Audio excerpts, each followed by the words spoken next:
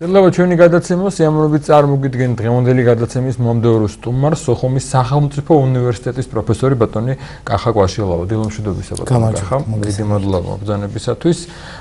ის დაიმთხო რომ ცოტა ხნის წინ მოვთხოვთ საუბრობდით ძალადობაზე, ახლა გვინდა ვისაუბროთ ჩვენს მეზობელ ქვეყანაში თურქეთში განვითარებულ მძიმე მოვლენებზე, რომელიც მიმდინარეობდა რამდენიმე დღის წინ ჯერ კიდევ პროცესები მიმდინარეობს სამწუხაროდ.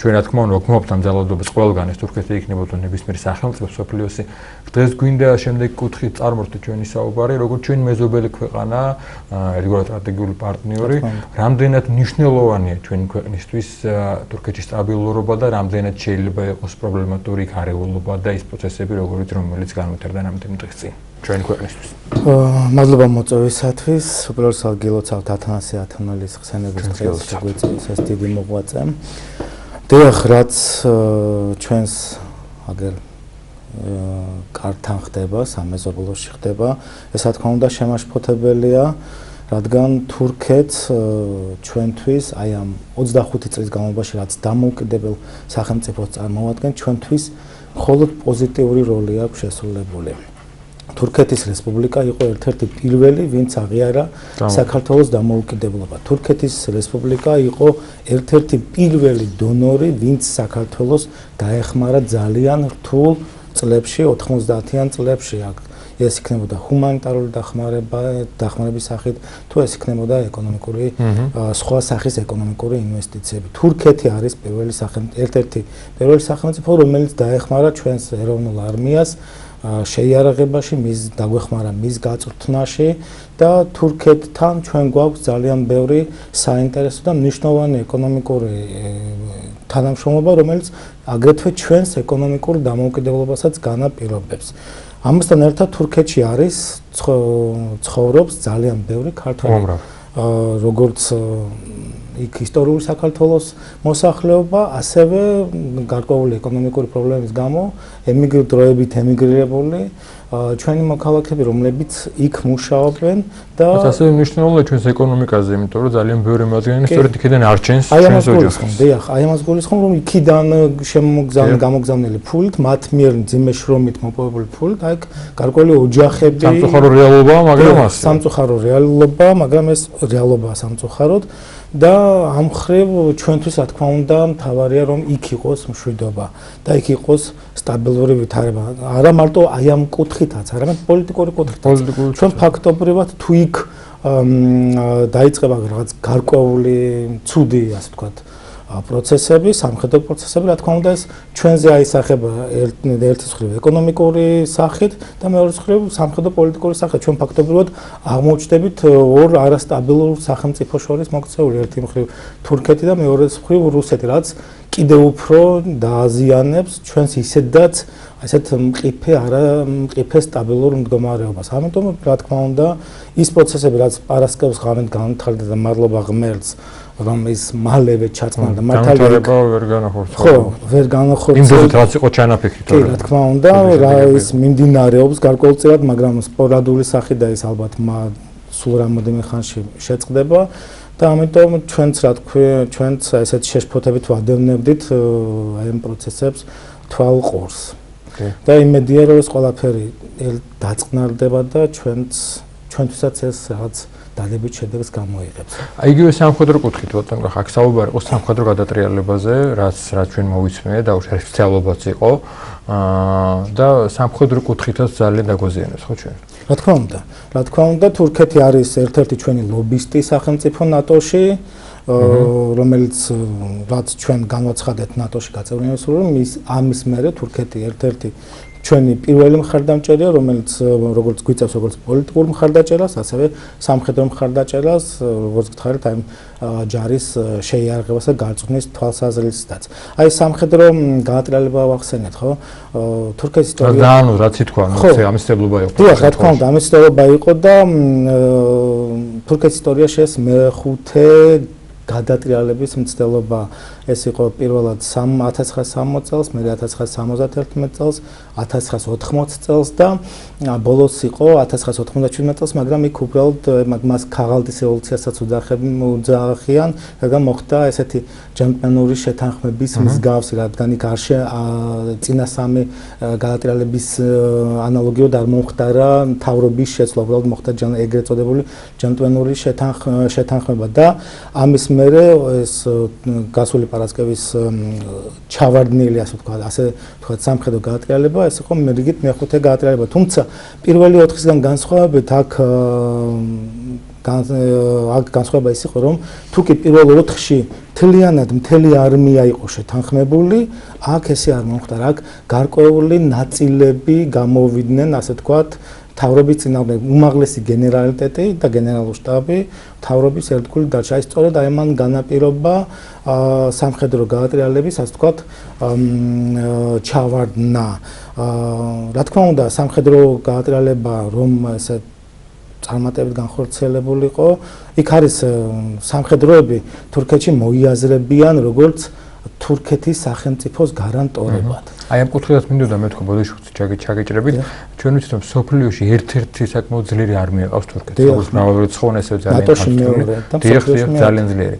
ეს მოვლენები რაც მოხდა თურქეთში, შეიძლება ვარაუდოთ რომ ცოტა შეასუსტებს თურქეთის ჯარს, იგივე ეს იქნება ფსიქოლოგიურად, იგივე ეს იქნება რაღაც დემორალიზაცია ხوار მოხდება, იმიტომ რომ რაღაცნაირად შეიძლება გაიყოს თვითონ ჯარში, ხო, თუმცა ჩვენ ვნახეთ ესეთ ერთგვარად ძალიან ცუდი კადრები, მაგრამ ხალხის ერთობა და როგორც ჯიან სამაგალითოდ ამ სამხედრო პრობლემას ეს იკადრეს და ქვეყნის წინააღმდეგ წავიდნენ.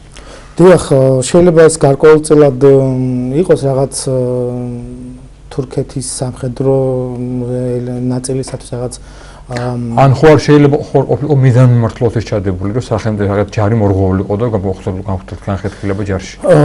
აი ეს ვერ ვიტყოდი, იმიტომ რომ თუ როგორც გითხარით, აი გავაგრძელებ წინამას და ხამდესაც მივალთ, თურქეთის როგორც გითხარით, არმია ითვლება სახელმწიფოს გარანტორად.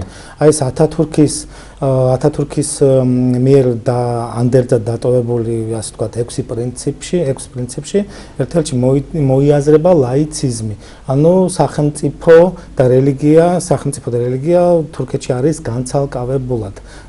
თურქეთის რესპუბლიკა დღეს არის სეკულარული სახელმწიფო და თურქული არმია მოიაზრებოდა ამ ლაიციზმის ერთ-ერთ გარანტულად. აი ეს პირველი 4 გადატრიალება, ნუ პირველი სამხედრო ეს 3 ესეთ სერიოზული გადატრიალება სწორედ იქითკენ იყო მართული, რომ თურქეთის ისლამიზაციისკენ მიდრეკილება, ასე ვთქვათ, განხრა შეჩერებული იყო და სამივე შემთხვევაში სამხედროებმა ეს მოახერხეს.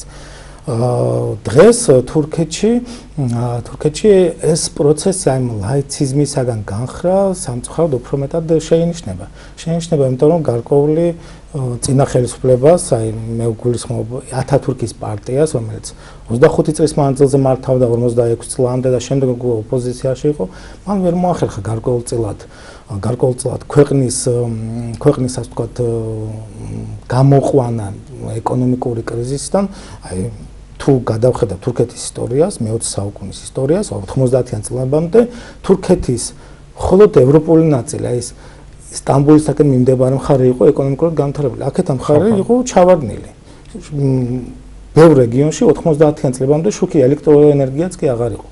აი ამ ახალმა ხელისუფლებამ განსაკუთრებით რეჯეპ ტაიპ ერდოღანის ხელისუფლებამ, რომელიც 2002 წლიდანაა მოსული, ხო, ხელისუფლებაში და აი 14 წელია მართავს თურქეთს, მას შეძლო აი ამ ეკონომიკური პროცესების დაძრა აღმოსავლეთისაკენ.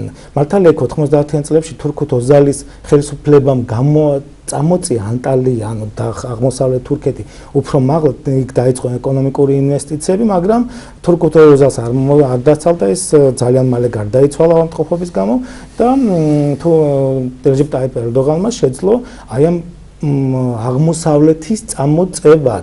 აღმოსავლეთის წამოწევაც ის მართალია რეჯეპ ტაიპ ერდოღანი სამ პრემიერ-მინისტრი და შემდეგ პრეზიდენტი გახდებოდა, მანამდე სტამბოლის მერი იყო, მაგრამ მან დიდი ყურადღება მიაქცია სწორედ ამ ჩამორჩენილ აღმოსავლეთს და ეს ქვეყანა დღეს წამოიწია. დღეს თურქეთის ეკონომიკა არის რიგით მეათე მსოფლიოში. ეს არ არის პატარა ციფრი, მეათე ეკონომიკა იქონიო რიგით მეათე ეკონომიკა მსოფლიოში, საკმაოდ მაღალი მაჩვენებელია.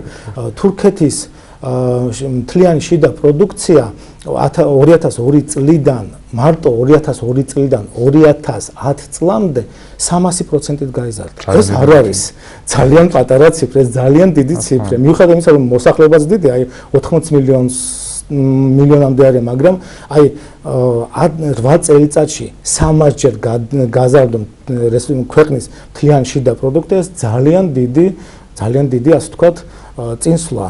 და აი ამიტომაც დღეს მოსახლეობას, რა თქმა უნდა, რიგით ობივატელს, რომელსაც უნდა კარგი ცხოვრება, უნდა მშვიდობიანი ცხოვრება, მას რა თქმა უნდა, უკვე არ ადარდებს რეფორმები ათათურქის მომხრემა გაატარეს თუ რეფორმები დავუშვათ უფრო ისლამისტურმა ძალმა გაატარეს. აი სწორედ ამიტომ იყო დღეს აი ესე თურქეთის მოსახლეობის აი ესეთ მხარდაჭერა ხელისუფლებისადმი. ამასთან და უცა მოკლედ ვეტყვი, თუკი ასეთი წინა ხელისუფლებები ერდოღანამდე ხელისუფლებები თრდგუნავდნენ ეროვნულ უმცირესობებს, აი ათათურქის ერთ-ერთი პრინციპი არის ნაციონალიზმი, ანუ ერთი ელი, ერთი სახელმწიფო. ანუ სომეხი, ქართველი, ქურთი, ბერძენი, ბულგარელი ყველა არის თურქი, იქ არავინ არა სახელმწიფოებრივად, არამედ ეროვნებით. ანუ ეს ჩვენთან არის მაგალითად აი საფრანგეთში ყველა არის ფრანგი, მაგრამ იქ არ იდგუნება სხვა ეროვნებები, ხო? იქ არის უბრალოდ სახელმწიფოებრივად. აქ პირიქით მიდიოდა ასიმილაციის პროცესი, რომ ის ასეთი ეროვნული უმცირესობების ერთგვარად მომდინარე პრობლემები ჩაფარცხულიყო. ერდოღანმა რა გააკეთა? ერდოღანმა პირიქით მისცა ეროვნულ უმცირესობებს განვითარების საშუალება. მან პირველი ნაბიჯი აი ხელისუფლებაში რაც მოვიდა, დააწესა, დააკანონა ქურთული ტელევიზია მაპატეთ ქურთებს აქვთ საკუთარ ენაზე მაუწყებლობა, ქურთებს შეუძლიათ სწავლა განათლება საკუთარ ენაზე მიიღონ. ერდოღანის შემოსვლიდან ხელისუფლებაში პირველი დამოუკიდებელი დეპუტატები, აი შემოვიდა 26 დამოუკიდებელი დეპუტატი და აქედან 26-დან 25 იყო ქურთი. აი შარშანიდან თურქეთში შესაძლებელია ქართულ ენაზეც სწავლა. აი ეს მინდა მეთქვა, რომ სახელმწიფო ნებარო თუ იქნება მოთხოვნილება შეუძლია ქართულ ენაზე. ანუ ხელისუფლება უწყობს ეროვნულ უმცირესობებს განვითარების საშუალებას. არ ითრგუნება წინა ხელისუფლებებისგან გასვლა. ამიტომ მათ არის გარკვეული მხარდაჭერა აი ეს სამხო მაინც ამ ტრადიციებს ინარჩუნებენ, ხო, მიუხედავად იმისა, რომ რაღაც გარკვეულ დათმობებზე მიდიან, თქვა და დემოკრატია ასე თუ ისე არის ხო მათ ქვეყანაში. კი, დემოკრატია ახლა ყველგან პირობითია, იქ ვერ ხედავთ სად არის მაღალი, სად არის დაბალი, ეს ყველა ქვეყანასაც ასე ვთქვათ ინდივიდუალური დემოკრატია აქვს, მაგრამ თუ გავითვალისწინებთ ისლამურ სამყაროში, თურქეთი ერთ-ერთი დემოკრატიული სახელმწიფოა. თურქეთი სეკულარული სახელმწიფოა.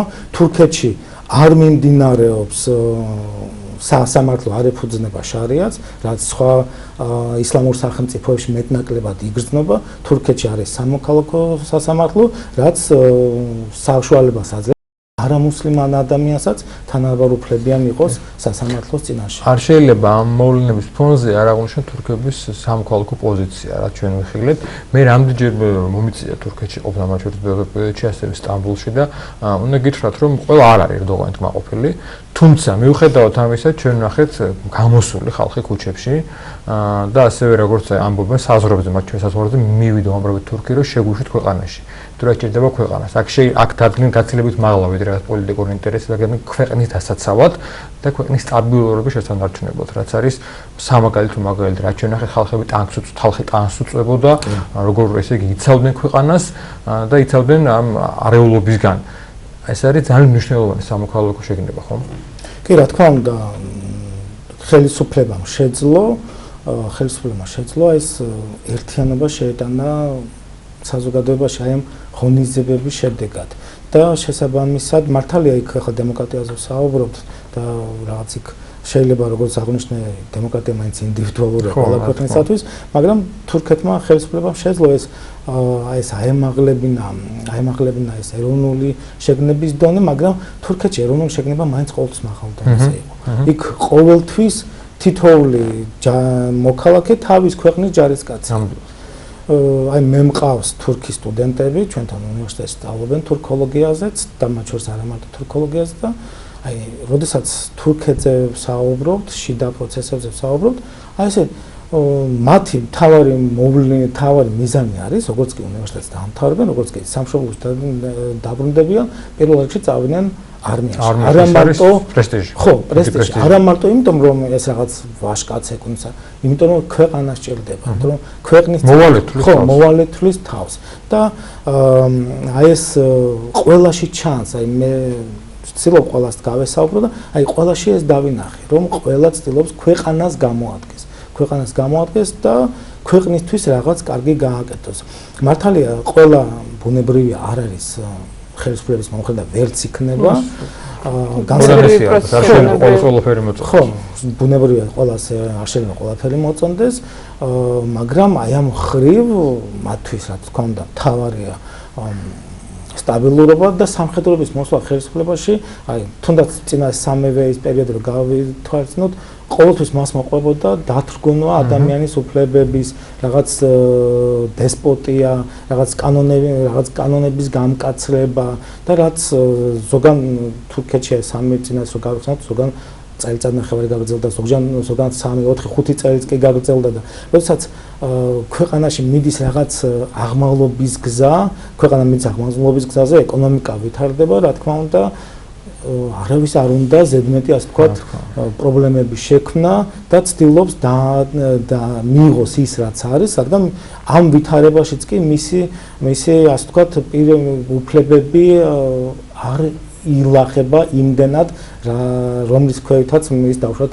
სახელმწიფოს შეაჩერებს. ამიტომ მას ის სტატუს კვო, რაც თურქეთში ჩამოყალიბდა, რა თქმა უნდა, მას აწყობს. მეც ვიყავი სტამბოლში, სტამბოლი მართლაც ესეთი კონტრასტების ქალაქია, მართლაც სულ სხვანაირი გარემოა, ერთ-ერთი ულამაზესი ქალაქია მსოფლიოში. და საინტერესო ძალიან. თავის კულტურით, აი სწორედ ამ რაღაც განსხვავებულით. და უამრავი რამის ერთიებით ასევე. კი, აი ევროპულიც და აზიური ნაწილიც, ნუ იქ უფრო მეტად ევროპული ჭარბობს, უფრო სხვანაირი თურქეთია სტამბოლში მოცემული. კი, აბსოლუტურად. კი. და ერთ-ერთ მეჩეთში რო შევდიოდი, ჩემს მეუღლესთან ერთად რო შევდიოდი, ვიფიქრე, ხო მეუღლეს აღარ შეუშვებენ მეთქი. მაგრამ იმამი შემხვდა ერთი ასე გავიხსენებ, ერთი ხანშესული იმამი, რო ვკითხე ეს რა მეჩეთია რაღაცაც, ამიხსნა და შემდეგ ჩემი მეუღლე დადგა კარიბჭესთან და აღარ შედიოდა და შენ რატო არ შემოდიხარ ინგლისურად კითხა და რაღაც მოერინდა და არა შემოდით ნახეთ, გაიგეთ, აი ჩვენი კულტურა შეისწავლეთ, რაღაც ეს გაიაზრეთ და ეს რაღაც ეს დამოკიდებულება თითქოს ელოდები რომ აი იქ რაღაც ქალსა და კაცს რაღაც მაგრამ არა ის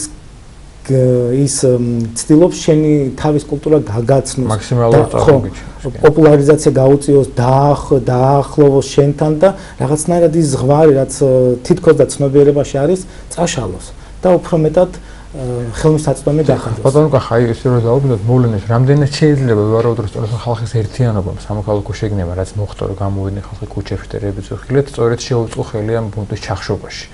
და შეიძლება სწორედ ვერ განხორციელდა გარკვეულწილად იმიტომ რომ მთელი ხალხი გამოვიდა გარეთ, ხო? ეს რამდენად ეს ფაქტორი რამდენად გადამწყვეტი შეიძლება აღმოჩენილიყო. თუ დავუშვათ მოხდარი, თუ ვივარდოთ ხალხი არ გამოსულიყო შეშინებულიყო, ალბათ უფრო მეტ საშუალება იქნებოდა დაბრუნებულებს რომ თავისი მიზნისთვის მიაღწიათ. სამწუხაროდ საბედნიეროდ ეს აჯანყება განწირული იყო დამარცხებისათვის, რადგან სამხედროები ერთიანი არ იყო, როგორც თქვი. უმაღლეს გენერალიტეტი აღარ მიემხრო აჯანყებულს, რამდენიმე გენერალი დააპატიმრეს და რამდენიმე გენერალი მონაწილეობდა მხოლოდ, ანუ სამხედროების დიდი ნაწილი ამ კონფლიქტში, ამ გამოსვლაში არ ჩაერია, ისინი ხელისუფლების ერთგული დარჩნენ და შესაბამისად ესეც იყო ერთ-ერთი გადამწყვეტი სწორედ სამხედროები დაუდნენ, ხო, მეორე მხრიდან კიდევ სამხედროები მოვიდნენ, რომელსაც გააჩერეს ეს მოსახლეობასთან ერთად ეს აჯანყებულები, ამონხებულები გააჩერეს და შესაბამისად ერთ-ერთი მარცხიც, რა თქმა უნდა, მნიშვნელოვანი მარცხიც აი ამ სამხედროების იყო, ის მათ ერთიანი აზრი არ ქონდა. ამასთან, რა თქმა უნდა, მოსახლეობის დიდი ნაწილის მხარდამჭერად ხელისუფლებისა და აი წინა გამოსვლის დროს ასეთი რამე არ ყოფილა. იქ სამხედროები ერთიანად მოდიოდნენ და ცდილობდნენ და ახერხე აღწევდნენ თავის მიზანს. თუმცა სამხედროების ასე ვთქვათ სამხედროების გავლენა სახელმწიფოზე განსაკუთრებით აი ბოლო პერიოდიდან შესუცდა, როდესაც ამჟამინდელმა ხელისუფლებამ რამდენიმე გენერალი ჯერ კიდევ 2005 წელს და შემდეგ 2010 წელს და მესამედ 2012 წელს დააპატიმრა კორუფციის ბრალდებით. კორუფციის და იქ რაღაც მაქინაციების ირანში ოქროს უკანონო გადატანის ბრალდებით ამდენიმე გენერალი დააპატიმრა და შესაბამისად ასე ვთქვათ რაღაც სამხედროების გავლენა გარკვეულწილად სახელმწიფოზე შესუსტდა. თუმცა დღემდე, ეხლა არ ვიცი პარასკევის შემდეგ როგორ იქნება, მაგრამ პარასკევამდე, როგორ ვთქვათ, ეს პირობითი საზღვარი რომ დავდოთ, პარასკევის სამხედროები მაინც ინარჩუნებენ გავლენას, ისინი თურქეთში არიან გარკვეული ავტონომიური ერთეული. აი არის თურქეთის სახელმწიფო და არის არმია. მათ აქვთ გარკვეული ასე ვთქვათ თავისი ავტონომია, სამხედრო ქალაქები ძალიან ჩაკეტილია, იქ სხვა ვერან ვერ შევა და იქ სხვა ვერან ვერ გამოვა. ეს ისტორიულად მოსდგამთ ეს ხო? არმიისადმი პატივისცემა ის ისტორიულად მოსდგამთ, მაგრამ აი ეს რაც დღეს ხდება, ეს ათათურქის შემდგომ თვითონ ათათურქი გენერალი იყო და ლამის თურქეთის განვითარებაში არ შეიძლება აღვაშ ძალიან. კი, რა თქმა უნდა. რომ არა ათათურქი დღეს თურქეთის ის საზღვარი აღარ იქნებოდა. ათათურქმა და მისმა ამ განწყობილებამ დაეცვა თურქეთის ინტერესები, შეძლო ის რომ მან თურქეთს შეუნარჩუნა ის საზღვრები, რაც დღეს აქვს. თორე პირველი მსოფლიო ომის დროს, პირველი ომის შემდეგ მუდროსის და სხვა ზავებით თურქეთის სახელმწიფო საზღვარი განისაზღვრა ანკარის ტერიტორიით. ანუ დასავლეთ ნაწილი გადაეცა საბერძნეთს, აღმოსავლეთ ნაწილი არაბულ და სომხურ სახელმწიფოებს და ფაქტობრივად აი დღევანდელი ანკარის ტერიტორიით განისაზღვრა თურქეთის რესპუბლიკა. რომ არა ათათურქი, თურქეთის რესპუბლიკა იქნებოდა აი ამ. დიდი მადლობა ბატონო კახა, უღრმეს მადლობა საინტერესოებისთვის. მე შეგახსენებთ გვესაუბრებოდა სოხუმის სახელმწიფო უნივერსიტეტის პროფესორი ბატონი კახა კვაშილავა. თურქეთში მიმდინარე მოვლენებზე საუბრობდით და რამდენად მნიშვნელოვანია იქ სტაბილურობა ჩვენი ქვეყნისთვის.